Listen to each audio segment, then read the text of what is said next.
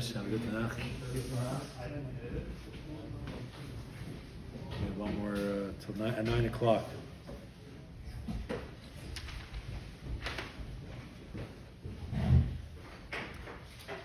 How's everyone doing? Good.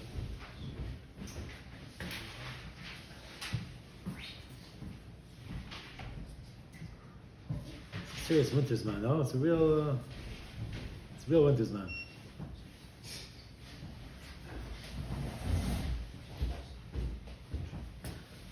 We're going to be starting from Chav Ches Amud Aleph, the Mishnah. Just a small Hagdama to this Mishnah. I don't know why it's like this, but the Mishnah split into two. They don't seem to have any shaykhs, the first part and the second part. And the first part of the Mishnah, the Gemara on that part of the Mishnah is in the first parak. So the Gemara is not even going to discuss the first part of the Mishnah. The Gemara is going to dig into the second part, okay, which is very interesting. And it's actually quite, they asked this question, why in the first parak, all the Gemara is there, you really should have been over here. It means like this is the source, but the Gemara brought it up in the first parak and went through the whole thing. So it doesn't talk about it here. So no discussion of the first part of the Mishnah, but the second part of the Mishnah is what we're going to focus on and what the Gemara is on. Okay, that's just to start off. And the Mishnah starts like this: Misha haya roishay v'rubai b'sukkah. You have somebody, his head, v'rubai, and most of his body is in the sukkah. Okay, Kaman, his entire body and his head are inside the sukkah. V'shulchanei b'seich habayis, and his table where he's eating from is in the house. It's not in the sukkah. And just to get an idea of this, Baruch Hashem, we actually have it back to our pictures. So if you take a look in the back of your Gemaras, in the pictures, this is on page Lamed Daled, and it is picture Nun Vav, the second last picture of the second parak. Page Lamed Daled, bottom left picture Nun Vav. You have the guy who's sitting there as Reisha Berubah B'Sukkah, and his table's in the house. It actually looks like his table's in the sukkah. It's not a great, someone wants to write them a letter or something, but the table is officially more in the house than in the sukkah. Okay, that's the situation. What do you hold about such a guy eating like that? Off the bat, what would you say? Fine. There's no problem with this. His table's not in the sukkah, but he's in the sukkah, he's eating in the sukkah, it should be fine. Says the Mishnah, Misha Yeresha Bruba B'Sukkah, somebody who had his head and most of his body in the sukkah, V'Shulchanei B'Seich Habayis, and his table was inside the house. It's a machloikas.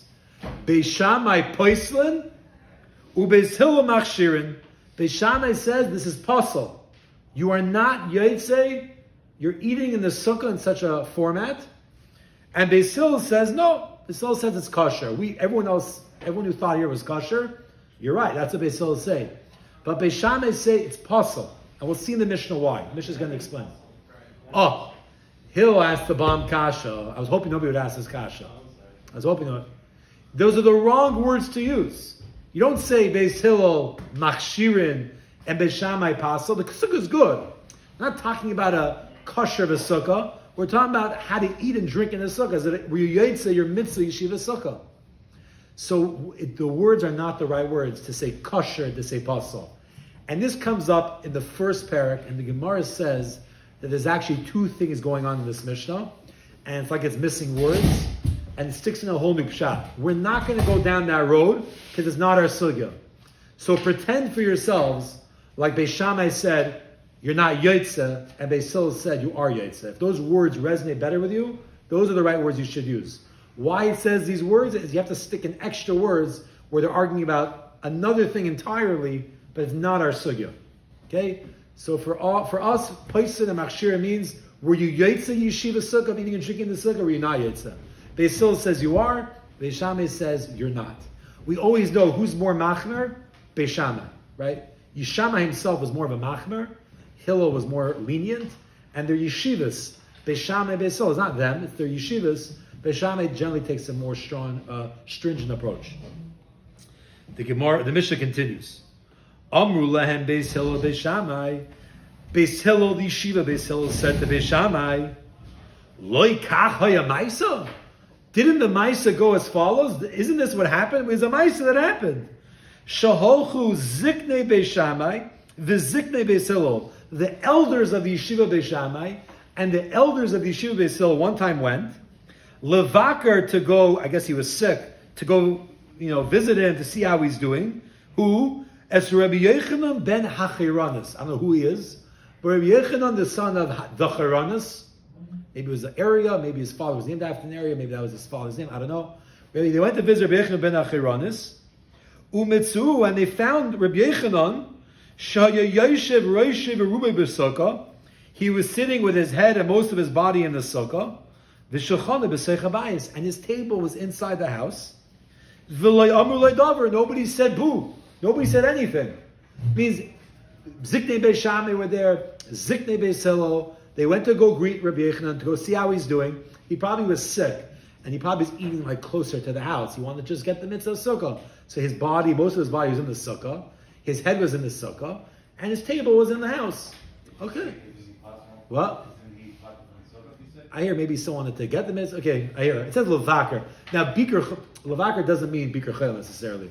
Could be they went to go visit him. Let's take a while that he's sick. I wasn't sure, yeah. But you're right. He'll be potter. Let's see if he's potter, right. So he's not sick. Take that back. I'm making up his circumstances, not sick. And you'll see probably from the Mishnah that you're probably right. So they went to go greet him, and he was like this. And Ziknei Beis Hillel there, Ziknei Beis Shammai, and Ziknei Beis Shammai didn't say anything. So you see from here that you guys are on the same boat, that it should be fine. So why are you arguing about this? He was sick, and sure, you would tell him. Right. Okay, so let's say he wasn't. Well, let's say he's not sick. So this is the raya they brought. Amru lehem Beis Shammai. Beis Shammai said to them, Misham raya? From there's your raya, this story? Wow, great raya. That's your raya? You're wrong, you got the story wrong. Even then, at that story, Amrulo, they said to him, Im Kain, these are the words they said. If so, hayisa noig, if this is how you're being noig, if this is how you're acting, that you're eating in the sukkah with your table inside the house and just most of your body and your head's in the sukkah, like kiyamta mitzvah sukkah miyamecha. You have not been mekayim the mitzvah of sukkah miyamecha from all the days of your life. If that's how you ate in the sukkah, you're not yotze. This is what they said to him. So Beis Shammai said, you made your raya, you got the story wrong. They gave him musar on the spot. And this is not how you yotze your sukkah. Now this is a very strong lashon. You were never mekayim the sukkah in your life? Why? What's the issue of eating pasas in the Gemara? So you don't have to spend too much time on this. It's really in most of his body. So that means that his full body was in the sukkah, would be fine? Rev is enough. As long as his head and Rev of his body is in the sukkah, you're in the sukkah. The problem is his table was in the house. He took from the food of his table. He's fully in the sukkah, just pretty much. His table's in the house. Someone's sitting and right by the end of the sukkah, standing and yeah. So what's the issue? And it's not our sugya. The issue is what happens. We all know when you're eating from a table. Sometimes you get into it, right? You dig in, and believe it or not, your head is outside the sukkah. So if that's what could happen, Chazal came along and Beis Shammai holds, you're not yotze even if you eat in the sukkah. Also din d'Rabbanan, because you're not going to be mekayim.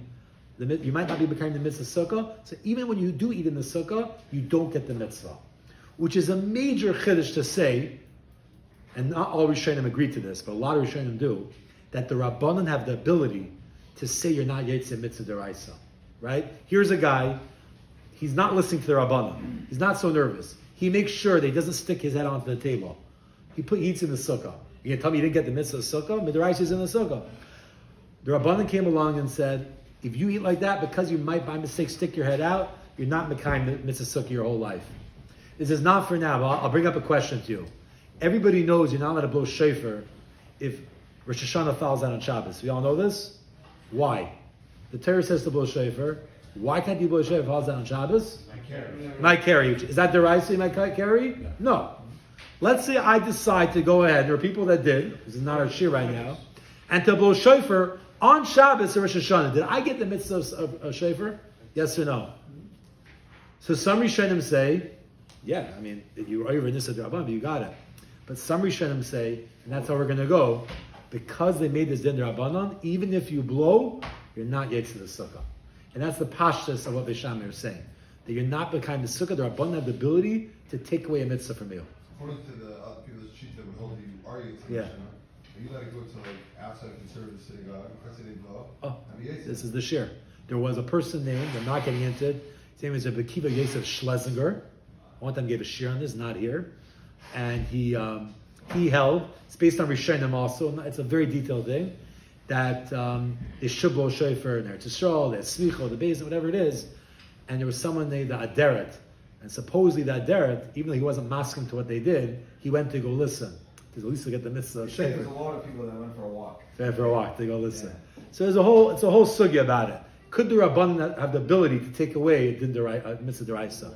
But we're going to go that they did, and that's why Beis Shammai says you're not yotze, and Beis Hillel says you're not What was yotze. the Shakatara? He said to him that he said he didn't say anything. So he says to him back, Yisham Rai. He should have said that to him. Light. He did say. Yisham Rai sounds like being right from that. I said that. It doesn't flow. He said to him. Saying, just say you got your facts wrong. Say back to him, light. He did say to him. Right. Yisham Rai sounds like being right from that story. Sounds like your svar is off. Not that the The Metzias. I hear, not sure. Right, it's not Misham Raya. It's like, yeah, it is a raya if that would be true, which is not true. Right. It's like a Not joke. sure. Like you put a right from that. Right. Even Uriah alone. Even your raya alone, I guess there are those that say Bibia, Rashi says Bibia. It's Yeah. like I hear. Yisham Rai always in shots is like you can't be right. there's something from there wrong to in there. svara. Yeah. I hear, I'm not sure. That is the end of the first chelik of the Mishnah, and it's not our sugya. It's not our sugya, it's in the first parak. This is our sugya, this next part of the Mishnah. Says the Mishnah, Noshim va'avadim uktanim petur min sukkah. Women and avadim mean avadim kinanim. We're talking about non-Jewish slaves that when you're a non-Jewish slave and you become a slave to a Jew, you have a conversion. You go through a gerus and you become similar to a woman with mitzvahs. Pretty much that what's famous is that any mitzvah that's zman grama, that has to do with time, you're pater. Women are pater from time-related mitzvahs. Eved Kananim that are chatzi Jewish, wherever they are, it's a quasi-status, not our sugya, and it's learned that from other places, they have the same status as women. So women and avadim Kananim, these half-Jewish slaves, who have the same dinim as women, and ktanim, little kids, are pturim in a sukkah. They're pater from the sukkah. Everyone knows women, they eat at home, they eat here. The wife, you have in the sukkah only a few kosher spots, put the ladies in the non-kosher spots. They don't need to be, they're pater from sukkah. They do get the mitzvah if they do, but they don't need to. The Mishnah continues, Katan she'enei tzarech li'imai, a kid who doesn't need his mother anymore. It means he's still a kid, but he's getting older, he doesn't really need his mother. And the Gemara will discuss exactly what type of kid this is. But once a kid reaches the age he doesn't need his mother, chayiv b'sukkah, you're mechuyev in sukkah. Okay? So kids are not, but once they reach the age, let's call it chinuch for now, but it's not chinuch. Could be less. There's a certain age where they don't, it doesn't say chinuch, but also it says. It says that they don't need their mother anymore. Then they become mechuyev in sukkah. Listen to this story, you're going to be in shock from this Maisa. Says the Mishnah Maisa, we have a picture with it. But first we read the words of the Mishnah. A story, the Yolda Kalosei Shal Shammai Hazakin. Shammai Hazakin, who's the famous Shammai, the Beis Shammai is the yeshiva of Shammai, but Shammai Hazakin, his daughter-in-law, his Kalosei had a baby. Shammai's daughter-in-law had a baby. And guess what happened? She's staying in his home over Sukkot. Guess what he did? Upiches es hamazeva. He went to the roof. She was staying in the upper room, or maybe it was a one-floor house, a ranch. He went, and he undid the plaster of the house. What do we call this? Sheetrock? He undid the sheetrock of the house. He had these planks of wood. He removed the sheetrock, the plaster. The sigich al gabi amita, and he put schach on top of the bed. B'shvil katan, for the kid. Whoa. Okay, let's look at the picture for a second. You're going to love this picture. It says, not to be believed. The last picture in the second parak. Page Lamed Hey. Could I get this whole Gemara just for this picture? I love it. Picture Lamed Hey. Page Lamed Hey. Picture Nun Zayin. You have this house, beautiful house. Looks like a nice house over here. The lady just had a baby. Obviously, don't show the lady in the pictures here. You just show the bed. And the kid is in the crib. And what Shammai as a shver, a real shver, he went to his daughter-in-law's room, and he removed the plaster from the top of the house. All you have is planks of wood, and laid down schach. Why? B'shvil kata, for the kid. Okay, we'll have to see more in the Gemara about this story. First of all, this kid's a baby. You tell me a baby's mechuyev in sukkah? Was that Shammai was so machmer? What? The baby got a mitzvah? Okay. It was a girl or boy. What? It was a girl or boy. Oh, it says b'shvil, it's very good. It says b'shvil kata. So it was a boy. It says it was a boy. Picture doesn't make it look like it looks kosher. I mean, it looks like it's a small portion of room. Yeah. Over the baby. Over the baby. That's a kosher sukkah. You know, this room, you cut a small tiny forward for it. Yeah, yeah. My grandparents had that. Who has it? You have inside sukkah? My grandparents. Anybody here have an inside sukkah, their house? No. Wow. That is our Mishnah. So we have an idea about if the shulchan's in the house, you might come to eat inside the house, stick your head in. It's a machlokes beisham and beisil. And then we had a discussion that noshim, avadim, and ketanim are patur from a sukkah. Once the kid reaches the age where he doesn't need his mother anymore, he's mechuyev in sukkah. And then we have this interesting story of Shammai and his daughter-in-law.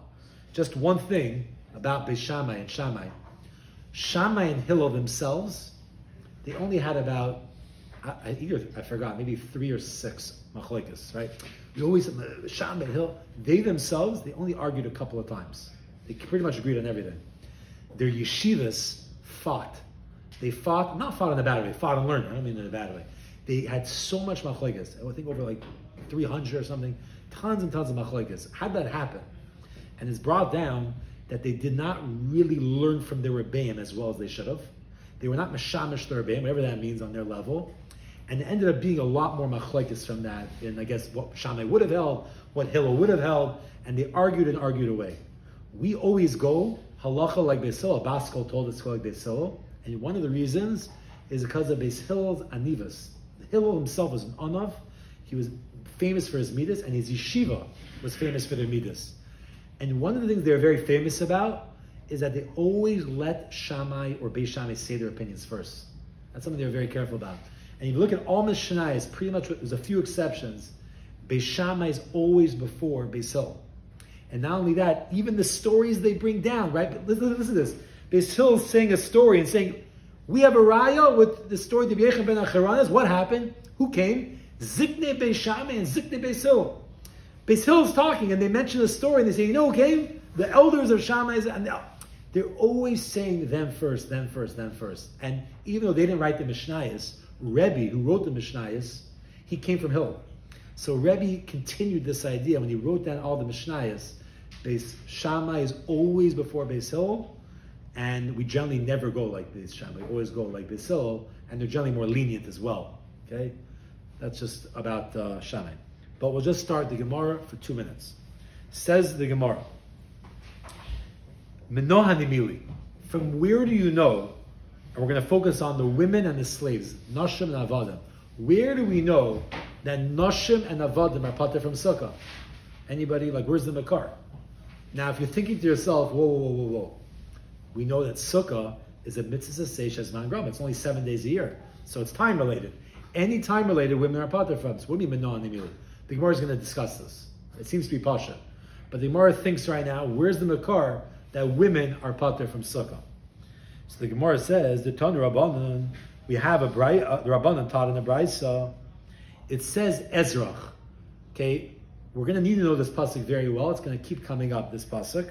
And if you take a look, it's in the Torah or Hashalim, letter Beis. They're going to go, this pasuk is going to be discussed quite often. So we're going to just look at the pasuk inside. Number Beis. It says, Basukkos teishvu shivas yamim. In Sukkot they should live, Klal Yisrael should live for 7 days. Kol ha'ezrach b'Yisrael yeshu b'Sukkos.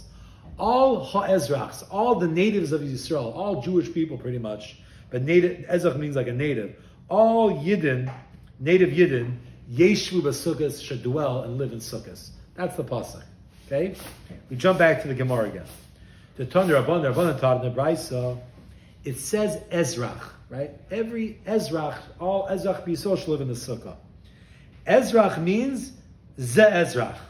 When it says Ezrach, it means all native Jewish people. All native Jewish people means men and women. Any native Klal Yisrael, men and women. Ezrach, Ze Ezrach, any native. But the Braisa keeps going, but it says Ha Ezrach. There's an extra hey. Kol ha'ezrach b'Yisrael. What's that hate teaching you? You're going to love this. L'hoitzi es hanashim. To exclude women. You know who sits in the sukkah? The native. Women are not. I'm on video over here. I'll read the words of Rashi just to see. I was shocked when I saw this. Look at the top Rashi in the middle. It says ha'ezrach miyumin shevezrachim. Like they stand out of the natives. Like the Iker natives, the main natives of Klal Yisrael, they should be in the sukkah to exclude more of a regular native, which is women. So only the natives of Klal Yisrael should dwell in the sukkahs, which are men, and not to exclude women are pater from sukkah. And why does it say kol? The Brisa continues. It says kol. It says kol ha'ezach b'Yisrael yeshu b'sukkahs. Kol l'rabbeis ha'saktanim. That's to include the ktanim, the kids, that they're also the miyumin sheba Ezra.